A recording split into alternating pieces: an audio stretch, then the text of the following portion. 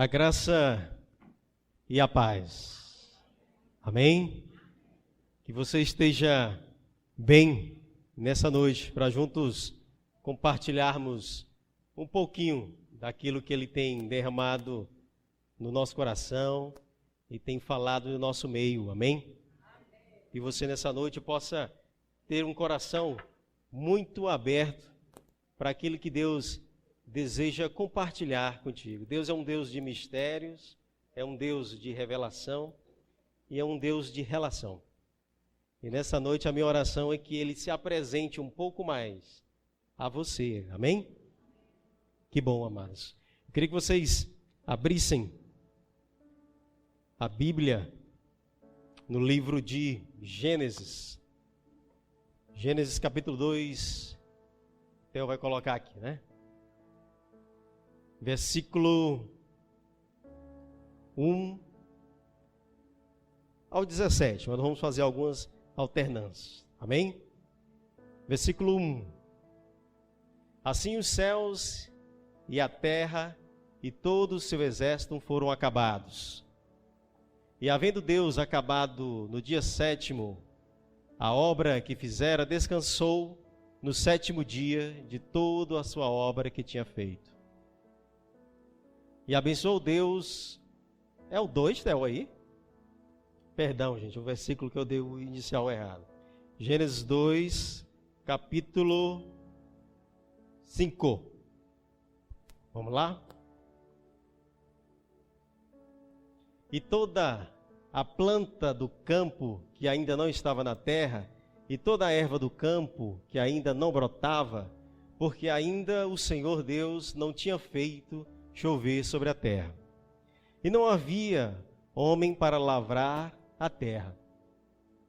Um vapor, porém, subia da terra e regava toda a face da terra. E formou o Senhor Deus o homem do pó da terra, e soprou em suas narinas o fôlego da vida, e o homem foi feito alma vivente. E plantou o Senhor Deus um jardim no Éden, do lado oriental, e pôs ali o homem que tinha formado. E o Senhor Deus fez brotar da terra toda árvore agradável à vista e boa para a comida, e a árvore da vida no meio do jardim, e a árvore do conhecimento do bem e do mal. Avançar para o 16. E ordenou o Senhor Deus ao homem, dizendo: De toda árvore do jardim comerás livremente, mas da árvore do conhecimento do bem e do mal, dela não comerás, porque no dia em que dela comeres, certamente morrerás. Diga comigo: morrerás. Amém. Vamos orar. Feche teus olhos, já oramos. Nós vamos pedir a inspiração do Santo Espírito nessa hora. Paizinho, o teu nome é santo, e o teu nome é tão poderoso, Pai, que nos constrange, e já nos constrangeu nessa noite, através da tua presença, porque Deus habita entre os louvores. E toda vez que a tua igreja abre os lábios para louvar o teu nome, a tua presença se manifesta. Então, muito obrigado, Pai, por esse privilégio de podermos hoje vivermos, sentirmos e acreditarmos no Deus que é vivo e que reina eternamente. Ó Pai, nessa hora, vem com teu Santo Espírito, Pai, falar aos nossos corações. Ó Pai, nos dá o entendimento do céu, nos dá a revelação do teu coração, Pai, nessa noite, para que possamos sair daqui, Pai, revestidos de um conhecimento a mais, de um sentimento, de uma paixão, que ela seja transformadora, Pai, na minha vida e na vida dos meus irmãos. Ó Pai, porque a tua palavra é viva e eficaz, e ela é capaz de nos transformar, Pai. Então nessa noite, Pai, essa noite é uma noite de transformação e edificação do teu povo. Então, Pai, vem de um modo especial falar ao meu coração, o coração dos meus irmãos, e que possamos juntos, Pai, ao final deste momento, celebrarmos, Pai, aquele que vive e aquele que reina, e que possamos levar conosco tudo aquilo que o Senhor entregou neste lugar. É isso que eu te peço, Pai, te agradeço, no nome santo de Jesus. Amém, Pai. Amém, amém. Amados, esse é um texto muito conhecido dentre as igrejas de todo o universo, os acadêmicos, os estudiosos, os cristãos, os não cristãos, conhecem muito esse texto. É um texto no qual um dos primeiros livros falando sobre a criação do universo, a criação do homem e tudo aquilo que nessa terra há. Porém, hoje eu chamo a atenção para o Éden. O Éden, nas Sagradas Escrituras, era uma região lá no Oriente, uma região muito grande. E é por isso que eles denominaram Jardim do Éden, tá? E esse jardim era um negócio espetacular, que a palavra de Deus nos conta. Existiam rios, 4 rios, existia ouro naquele lugar. E a palavra, pena que nosso tempo é remido, não tem como nós lermos todo esse trecho tratando do Éden. Mas o que eu queria também compartilhar com você nessa noite é que algo muito interessante Deus fez com relação a essa palavra Éden.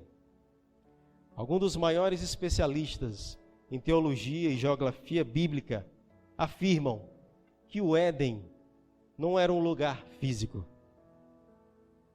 Pasmem, não era um lugar físico, geológico. Estudiosos dizem que o Éden, a tradução do original do hebraico, era uma questão tão complicada, porque a palavra no original eram 5 traços, e cada tracinho desse era um significado. Cada traço no original. Então é difícil a definição da palavra Éden. Mas eu trago aqui para vocês algumas menções que fizeram esses estudiosos, né? Um desses tracinhos que compunham a palavra Éden se chamava local, por incrível que pareça. Segundo tracinho, presença. Terceiro traço, porta aberta. Quarto tracinho, delicioso.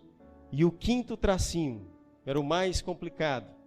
Porém, os estudiosos, os que chegam mais próximos, onde há unanimidade, era que era uma atmosfera.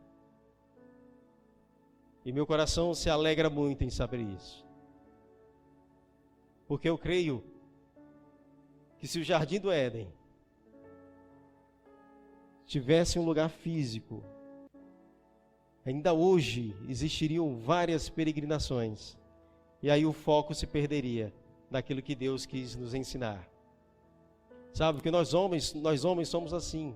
Nós homens e mulheres, nós somos um pouco místicos, não é verdade?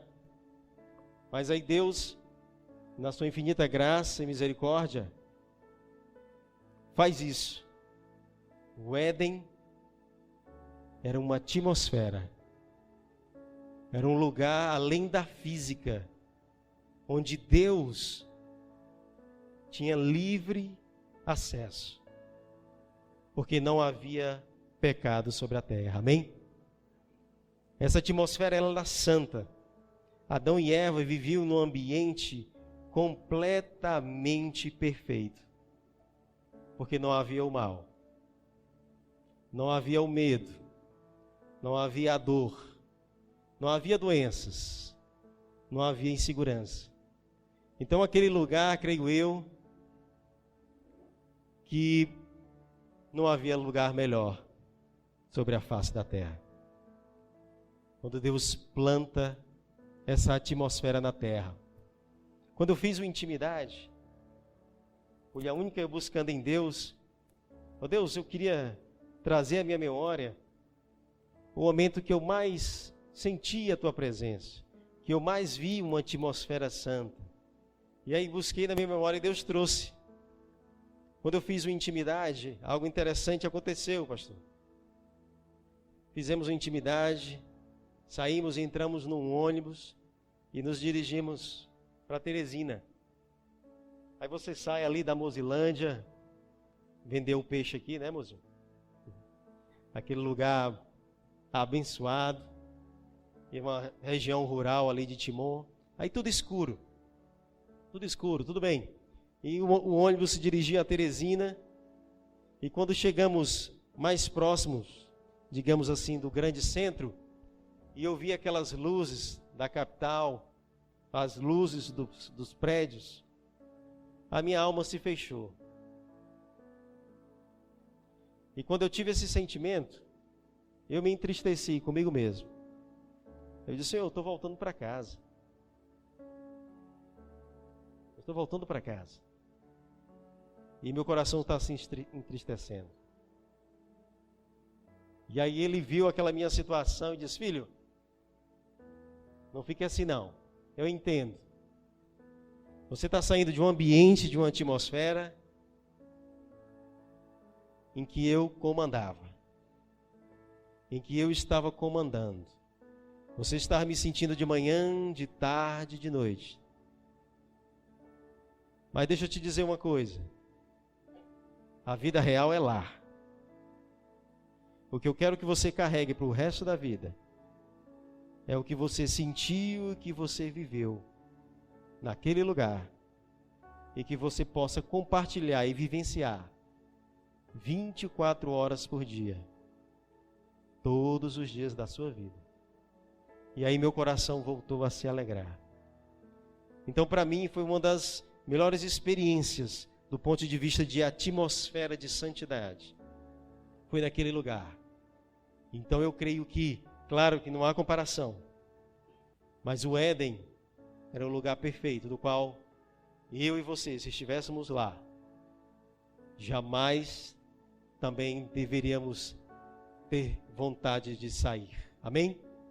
Porque era uma santidade, a presença maciça de Deus naquele lugar. O Éden era esse ambiente espiritual, uma atmosfera santa. Uma atmosfera santa.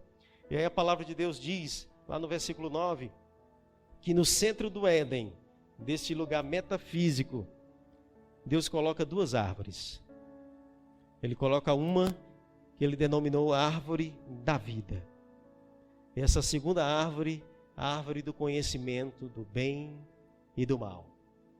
E ele chama ali Adão e diz: olha, Adão, porque Deus sempre foi e sempre será o Deus do livre-arbítrio. Amém?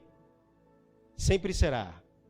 Ele nunca mudará essa característica. Ele dá liberdade para mim e para você. E ele chama Adão e Eva e diz: olha,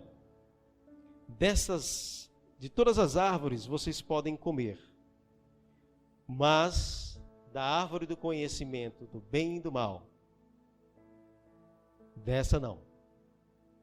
Não comam dessa. Não comam dessa. O versículo 17, está ali o 17? Mas da árvore do conhecimento do bem e do mal, dela não comerás, porque no dia em que comeres, certamente morrerás. E a palavra de Deus conta que a serpente vai até Eva e diz: olha, Eva, coma dessa fruta. E todos aqui conhecem o final. Eva comeu, ofereceu a Adão, Adão também comeu aquele alimento, e aí o que Deus disse aconteceu. Naquele lugar santo, numa atmosfera perfeita, a morte entra. A morte chega na vida de Adão e Eva. Fruto daquela desobediência, do comando de Deus. A morte vem e toma aquele lugar. E momentos depois, Deus entra naquela atmosfera, Deus chega naquela atmosfera, pergunta por Adão, e Adão se esconde. E quando ele se esconde, ele diz: olha, Senhor, eu fiquei com vergonha do Senhor, por isso me escondi, porque eu estou nu. E o Senhor disse: quem foi que te disse que você está nu, Adão? por acaso comeste do fruto proibido? E ali, tudo que Deus prometeu, tudo que Deus sonhou para Adão e Eva, ele tem um fim. Ele tem um fim. A palavra de Deus diz que a história do Éden ali muda. Deus põe Adão e Eva para fora daquele jardim, e ao colocarem para fora, eles outrora haviam comido todas as frutas, inclusive a fruta da árvore da vida eterna. Mas ali Deus diz: olha, vocês vão sair daqui e não vão mais voltar.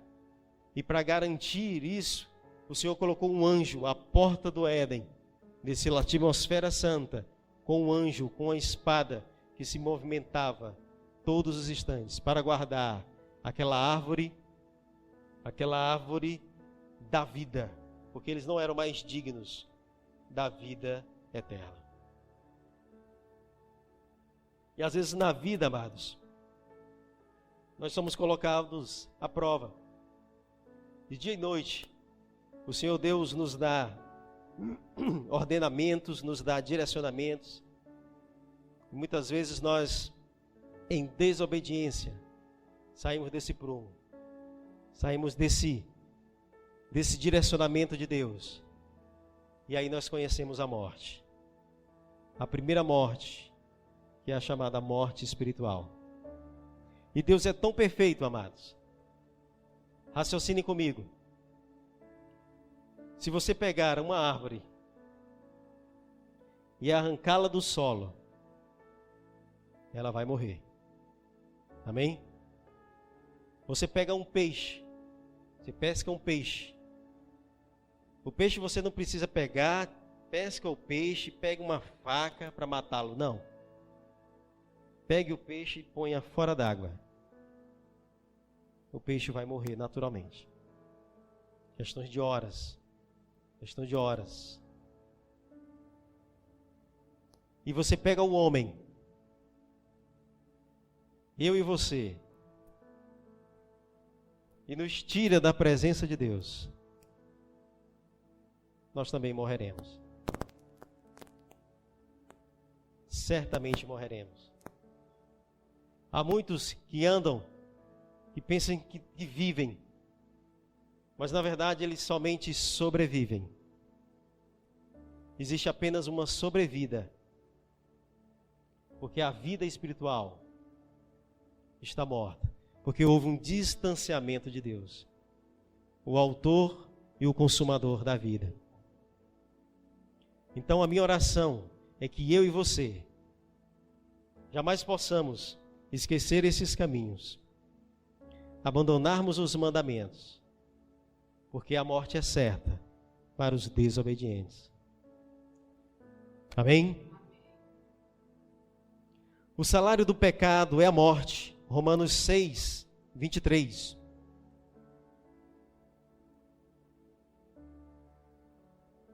Porque o salário do pecado é a morte, mas o dom gratuito de Deus é a vida eterna, por Cristo Jesus, o nosso Salvador.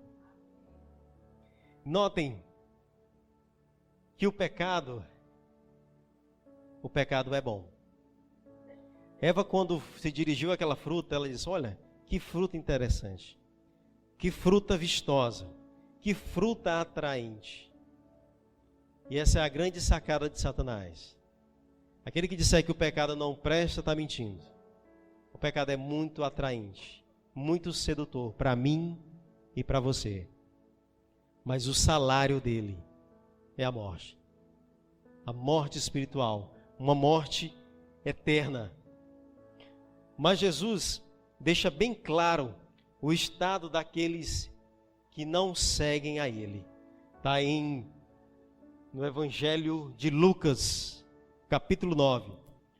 Vamos ver Jesus mencionando essa situação em Lucas 9, 57. Olha que texto interessante. E aconteceu que, indo eles pelo caminho, lhe disse um: Senhor, seguir-te-ei para onde quer que fores. E disse-lhe Jesus: as raposas têm covis, e as aves do céu ninhos, mas o Filho do Homem não tem onde reclinar a cabeça. E disse a outro, esse foi Jesus que disse, virou para o cara e disse, segue-me. Mas ele respondeu, Senhor, deixa que primeiro eu vá enterrar meu pai. Mas Jesus lhe observou, deixa os mortos o enterrar os seus mortos, porém tu vai e anuncia o reino de Deus. Palavras de Jesus. Sabe, quando aquele jovem disse, Senhor, deixa eu enterrar meu pai primeiro, Jesus não era um insensível. Ele não estava diante de um velório. Não. Teólogos afirmam que esse jovem tinha um pai velho, já de idade avançada, e provavelmente seria um filho único. O que ele estava querendo dizer para Jesus, a desculpa que ele deu para Jesus, Jesus, façamos o seguinte, eu tenho um pai já avançado da idade, deixa ele falecer, quando ele falecer, eu vou te seguir. Mas Jesus disse, deixa os mortos enterrarem os seus mortos. Jesus refere-se a mortos espirituais, que enterram mortos físicos. Também em Lucas 15, como o pastor ministrou aqui na semana passada, a parábola do filho pródigo, aquele jovem que foi até seu pai, exigiu a herança, né? Nós conhecemos aqui a história, ele foi para uma terra distante, gastou tudo que tinha, e aí ele volta, ele se arrepende, e o pai, nessa parábola, significa Deus, tá?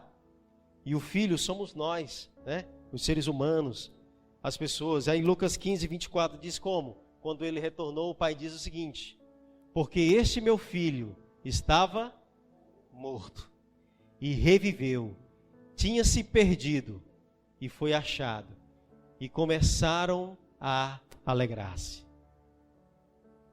Sabe, gente, no momento que aquele filho chegou ao pai e reivindicou a sua herança, ele se afastou dos caminhos do Senhor e, consequentemente, morreu espiritualmente.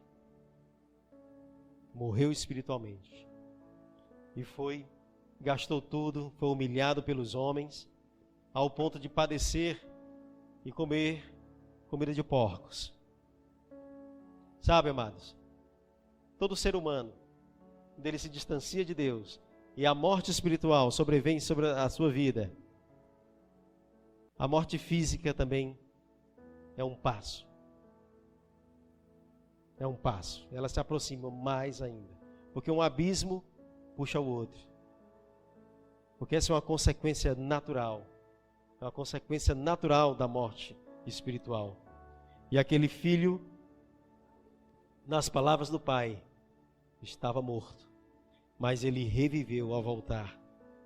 O sacrifício de Jesus na cruz nos trouxe de volta o jardim. Nos foi dado a possibilidade de comermos da árvore da vida. Amém? Porque imagina o Éden, naquela perfeição. E aí a morte vem através do pecado da desobediência. Mas creio eu que um belo dia Deus, em audiência com Cristo e o Espírito Santo, disseram, sentimos falta dessa relação com o homem.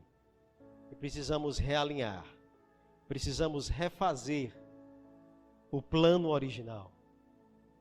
Precisamos enviar o segundo Adão. E foi Jesus. Amém? E a palavra diz no livro de Efésios 2, de 1 a 7.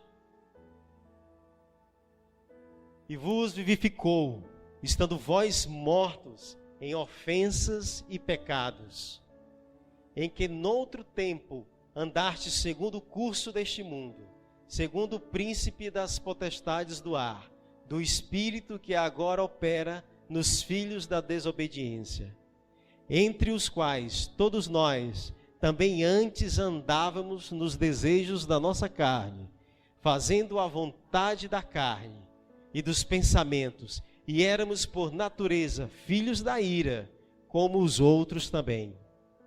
Mas Deus, que é riquíssimo em misericórdia, pelo seu muito amor, que nos amou, estando nós ainda mortos em nossas ofensas, nos vivificou juntamente com Cristo, pela graça sois salvos. Amém? Louvado seja o nome do Senhor.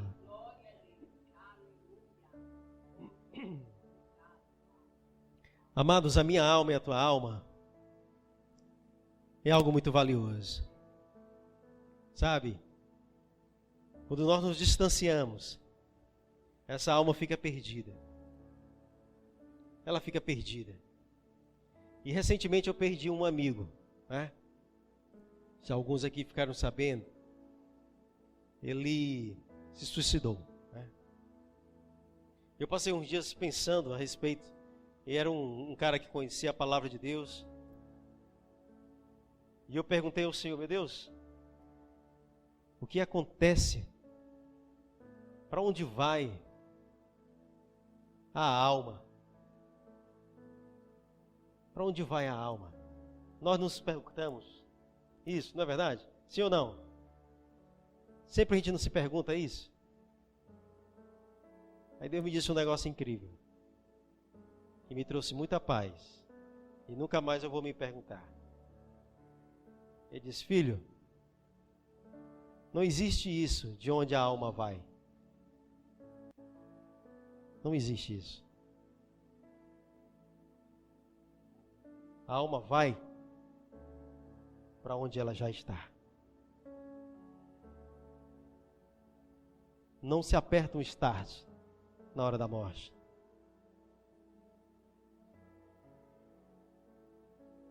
Nossa alma pode estar em 2 lugares.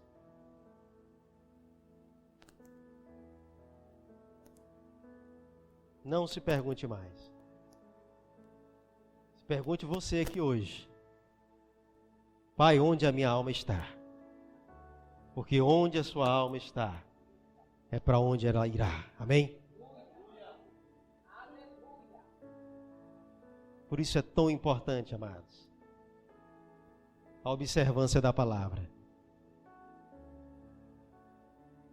É muito importante. Porque pode ser que você não tenha tempo para se arrepender. Pode ser que você não tenha tempo, nem eu tenha tempo. E a minha alma precisa estar alinhada com a alma do Pai. Porque aí atingiremos o objetivo. Sabe? A nossa vida é constituída de momentos. Por isso não desperdice a sua salvação por um simples momento da sua vida. Por esse simples momento. Porque Deus soprou em você o sopro da vida. E não desperdice esse sopro, essa vida, por nada que há sobre a terra. Porque nada se compara à glória que está por vir. Nada se compara ao Éden. Nada se compara a esse jardim, a esse lugar maravilhoso, a esse lugar de glória, a esse lugar de luz, que é na presença do Pai.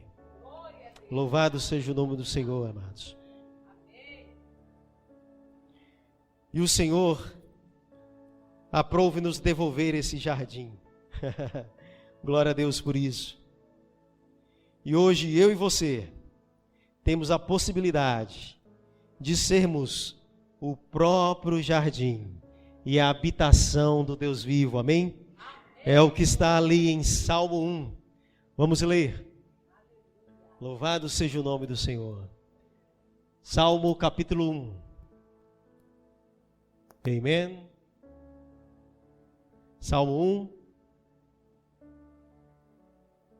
Bem-aventurado o homem que não anda segundo o conselho dos ímpios, nem se detém no caminho dos pecadores, nem se assenta na roda dos escarnecedores. Antes tem o seu prazer na lei do Senhor, e na sua lei medita de dia e de noite.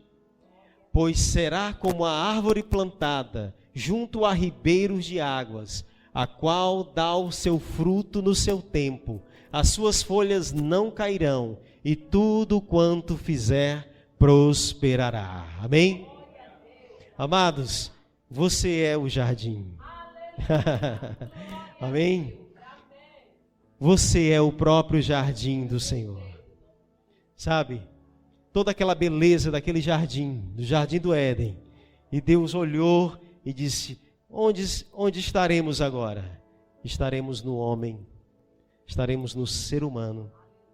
O ser humano será a nossa casa favorita. E você é o novo Éden. Você é o novo Éden. O Deus Todo-Poderoso resolveu e decidiu habitar em você. Louvado seja o nome do Senhor essa noite. Porque Cristo vive em mim. Gálatas 2:20. Gálatas 2:20. Já estou crucificado com Cristo e vivo, não mais eu, mas Cristo vive em mim.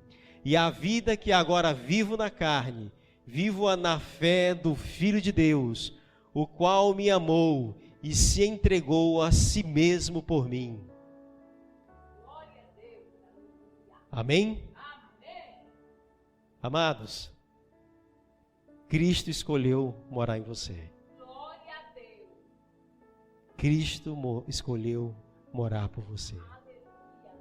Sabe, gente, não há nada maior e não há nada mais excelente do que essa promessa divina. Amém? Louvado seja o nome do Senhor nessa noite. Porque Deus não desistiu de mim e de você. Ele disse: estes são a coroa da criação. E vamos fazer imagem e semelhança, e vamos habitar neles, e vamos provar para o mundo e para o universo que o homem vai escolher a melhor parte. Amém? Que o mundo vai escolher, que o meu povo vai escolher a melhor parte, que é viver na minha presença. Amém? Louvado seja o nome do Senhor. Gostaria de compartilhar com vocês uma história muito interessante, bíblica, que está em 2 Samuel, capítulo 9. Louvado seja o nome do Senhor, Pai. O teu nome é grande, Pai. O teu nome é grande. Essa é uma história que ocorreu no período do reinado do rei Davi. E assim, Davi disse: há ainda alguém que tenha ficado da casa de Saul para que ele faça benevolência por amor a Jonatas?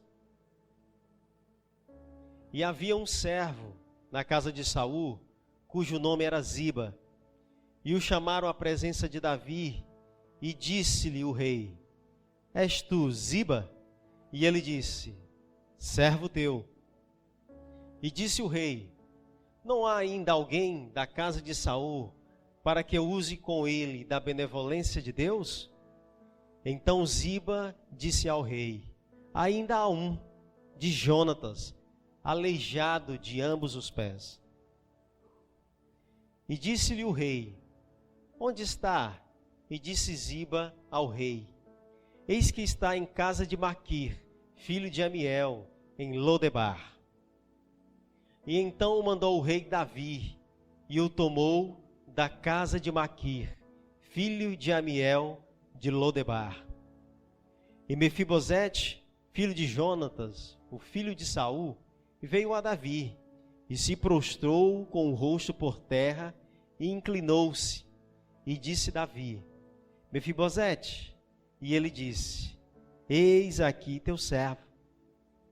E disse-lhe Davi: não temas, porque dê certo, usarei contigo de benevolência, por amor de Jonatas, teu pai, e te restituirei todas as terras de Saul, teu pai, e tu sempre comerás pão à minha mesa. Então se inclinou e disse: quem é teu servo, para teres olhado para um cão morto, tal como eu? Irmãos, essa é uma das histórias mais incríveis que eu conheço da Bíblia. Sabe, Davi tinha uma amizade profunda com Jonatas. Uma amizade verdadeira. E Davi fez uma aliança com Jonatas, dizendo que iria honrar a sua descendência. Para que compreendam melhor, havia uma tradição no Oriente. Toda vez que um rei assumia um trono, esse rei mandava destituir toda a família do antecessor. Ou seja, mandava matar todos. Certo? E aí existia um filho de Jonatas, amigo de Davi. Por isso que ele perguntou ali ao servo. Mas detalhe, no episódio da morte dos seus pais, de Mefibosete, a babá dele pegou ele aqui, ela angustiada, saiu correndo com a criança, ela o derrubou com poucos anos de idade. Alguns dizem que era entre 4 a 5 anos de idade. E essa queda foi tão grande que ele quebrou as 2 perninhas. E ele ficou com a deficiência física. E aí, naquela perseguição, ele foge para Lodebar, a família, o restante dos descendentes. Estudiosos também dizem que Lodebar era um lugar onde só ia a galera fugida, sabe? As pessoas em desespero, os ladrões, as piores pessoas da sociedade se destinavam para essa região de Lodebar, que era um lugar chamado de deserto, lugar de pobreza, lugar de sofrimento, de escuridão. E Mefibosete, que tinha tudo para ser um príncipe, mas a sua sorte ali muda naquele episódio, e ele vai para esse lugar. Sabe? E sabe o que eu aprendo ali com Mefibosete? Às vezes eu e você, nós temos uma deficiência. A minha e a sua, na maioria das vezes, pode ser que seja uma deficiência espiritual. Sabe? E essa deficiência, ela me limita. E ela limita você. Pode ser um pecado doméstico. Pode ser uma limitação espiritual. Uma limitação no seu caráter. E muitas vezes nós conhecemos a palavra. Mas essa deficiência, ela nos recolhe. Ela diz: não, eu posso ir à igreja, eu posso até dizer que sou um cristão, mas eu sei que isso eu nunca vou conseguir me libertar. Eu nunca vou conseguir ser completo, porque eu tenho essa deficiência. E aí eu e você muitas vezes nos escondemos, não servimos, não oramos como deveríamos honrar, porque não nos achamos dignos da presença de Deus. Sabe, as deficiências, elas são limitantes. Elas são limitantes, principalmente as espirituais. Isso pode estar acontecendo com você, nessa noite, nesses dias. Às vezes você pode dizer: não, Lécio, é porque você não me conhece. Você não sabe o que eu fiz. Eu sou cristão, eu caminho para a igreja, mas, sei lá, Lécio, eu já fiz abortos, não sei. Lécio, eu, sei lá, já roubei, já matei, já adulterei, ou adultero. Não sei. Eu não sei qual é a tua deficiência. Eu só sei que eu consigo imaginar que quando a carruagem real foi até Lodebar e bateu a porta ali de Mefibosete, e ele abriu a porta e viu que eram os homens do rei, eu creio no meu íntimo, que Mefibosete quis fugir. Como nós. Às vezes nós queremos fugir de Jesus. Mas ou então queremos correr para Ele. Mas a nossa deficiência não deixa. Como não deixou Mefibosete correr. Mefibosete estava ali, naquela sala, sem poder correr para lugar nenhum. Porque a sua deficiência não deixou. E ali os soldados do rei, o rei quer ter contigo. Eu acho que Mefibosete disse, hoje é meu fim. Hoje é meu fim, porque havia essa tradição. E ele não sabia da promessa. E ali, Mefibosete entra naquela carruagem, naquela angústia da morte iminente. E quando nós acabamos de ler, ele chega até na presença do rei. Quando ele chega na presença do rei, aquela deficiência dele não era só física, como vocês podem ver nesse versículo. Porque ele vira para o rei e diz, olha, meu rei, o que o senhor quer com um cão morto, como eu? E às vezes você pode se sentir assim. Se você não tem ideia do que eu fiz. Eu estou morto espiritualmente. Eu venho aqui porque me alimenta as palavras, os cânticos. Mas eu estou morto espiritualmente. Eu sou um cão morto por tudo que eu fiz. Eu queria te dizer nessa noite que Deus não define, falei nisso aqui de manhã hoje, o teu futuro de acordo com o teu passado. Sabe?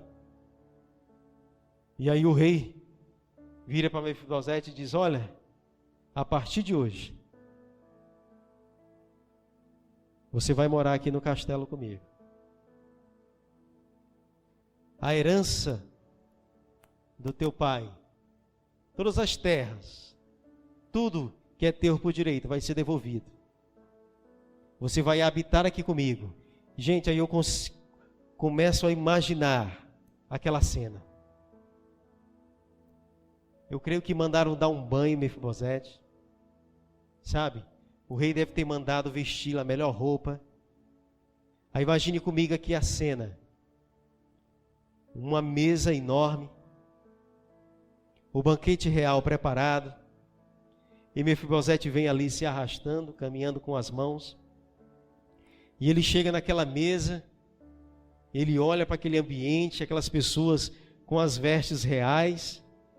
Ouro por todo lado. Ele olha para si e olha para a situação. E ele deve ter pensado, esse cenário não combina comigo. Isso não combina comigo. Mas a mesa está posta. E eu ainda faço aqui essa conjectura, porque Davi era um homem de Deus.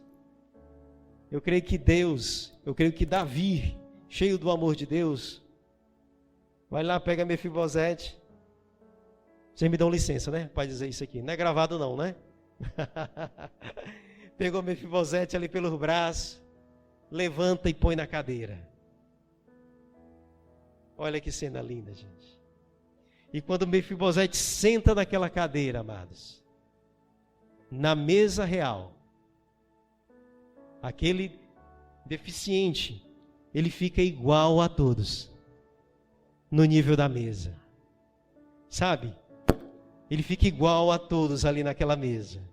E eu creio que o coração dele começou a se alegrar. E aí Deus vem com a sua infinita graça. E eu creio que com a mesa real não pode faltar uma toalha real, amém?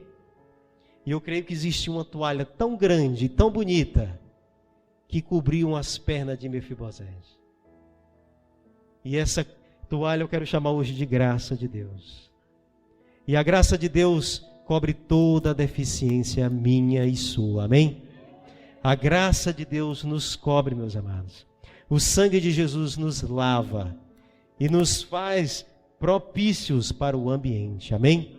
Ele nos faz iguais na presença de Deus, amém? Não importa a minha e a sua deficiência, quando Ele põe a mesa e te convida, nós estamos todos no mesmo nível para a glória de Deus, amém? E eu creio que ali a vida de Mefibosete mudou para sempre. E ele foi um homem aprendendo com Davi segundo o coração de Deus, amados. Não se envergonhe, sabe? Não deixe a tua deficiência te limitar. Deus quer te pôr sobre a mesa. Deus quer te colocar à mesa. De igual modo, não existe distinção entre você e pastor, você e bispo, você e arcebispo, não existe. Porque a graça de Deus é uniforme. Ela é uniforme. Ele te coloca na presença. Ele te coloca. E Ele te convida nessa noite a sentar à mesa com Ele. Amém? A sentar à mesa. E assim como Deus escondeu um detalhe que pode ser que você não tenha percebido. A palavra de Deus diz que depois que Deus dá as ordens, olha Davi, você pecou. Ou, olha Adão, você pecou. Eva, você pecou também. Vocês não merecem mais este lugar. Lá num versículo, esqueci agora a referência. Deus, o próprio Deus, pegou e confeccionou roupas de couro de animais. Adão tinha habilidade para isso, e Eva também. Mas o próprio Deus vestiu a vergonha de Adão e Eva, amém? Porque Deus, Ele se preocupa, meus amados, com os teus detalhes, amém? Ele se preocupa e Ele vê a tua vergonha. Mas nessa noite, no nome de Jesus, Ele quer cobrir a tua vergonha, a tua limitação, a tua enfermidade, e Ele vai colocar a toalha da graça sobre ti e sobre mim, porque a palavra de Deus diz em Apocalipse 3:20, eis que estou à porta e bato, se alguém ouvir a minha voz e abrir a porta, entrarei em sua casa e com ele cearei, e ele ceará comigo, amém? Amados, Deus te convida nessa noite a ceiar com Ele. E ceiar no original aqui quer dizer ter uma relação íntima.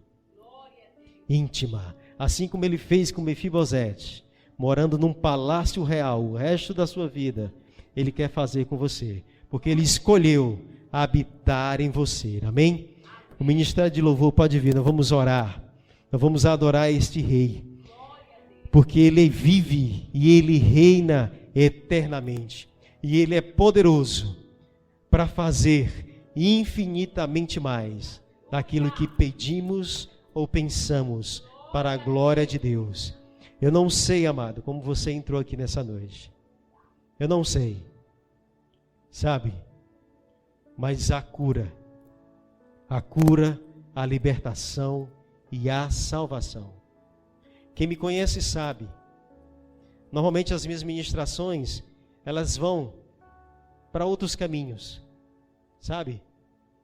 Mas Deus tem um propósito contigo nessa noite, sabe? Deus tem nos chamado para a maturidade.